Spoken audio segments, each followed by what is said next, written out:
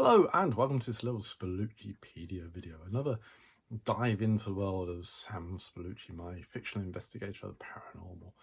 But first, please, the obligatory, please give me a little like, give me a little subscribe. It makes my heart beat ever so fast. I do feel those little clicks of the buttons, honest. And don't forget, I've got a website, aischambers.co.uk. So if you're a newbie to this little video, feel free to pop along there. It should be referenced down in the gubbins below, as it were. So anyway, back to this Spalluccipedia video. Today I want to talk about someone who is a definite fan favourite. That's Boombox Betty.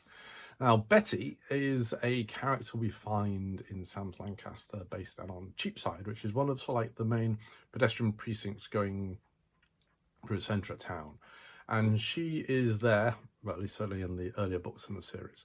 She's there with her great big CD player, dancing away to ABBA, Queen, whatever grabs her fancy that day. A true eccentric, and someone who is, on the whole, loved by everybody. And we come across her, certainly in Case Book, which is referenced there. And then she has a little bit more going on in Ghosts from the Past. And then sort of her storyline evolves more in the third book, Shadows of Lancaster. So, yeah, the Case of the Warbling Witch. I think the thing to do with Betty is say, I get asked, well, your characters, are they real people? Are they not real people? Betty is almost 100% a real person. Not the witchy side of things, which developed later on in the stories. But when I was a kid, there was this woman, I think her name was Karen, and who used to stand outside the Arndale shopping centre in Wellingborough, where I grew up.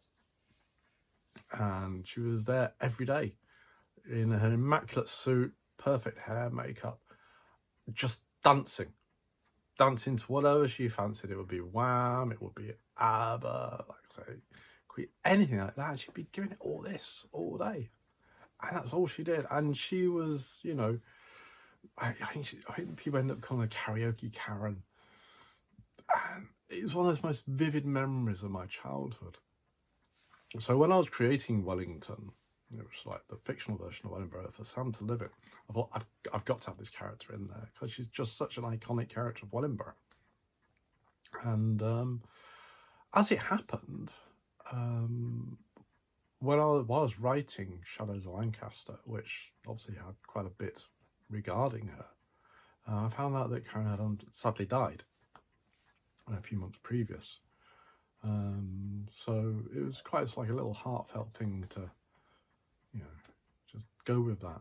And I actually contacted, I think it was her brother, and said what I was doing. He was like, oh, it's really nice to feel that my sister's living on, you know, even though she's gone, you know, she's going to be there eternally in your books. And yeah, that was rather nice. Like, gives you a bit of touch of warm feeling, doesn't it? So yeah, one of those instances where, you know, I've taken fact, reality as it were, and, you know, dropped it almost straight into fiction.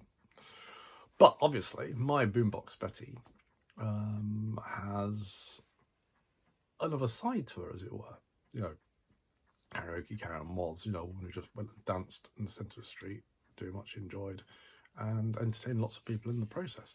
Betty, on the other hand, she's doing that because she enjoys it, but unbeknownst to people who are sort of like just standing and watching a woman dancing or singing or whatever, you know, she's descended from the Pendle Witches.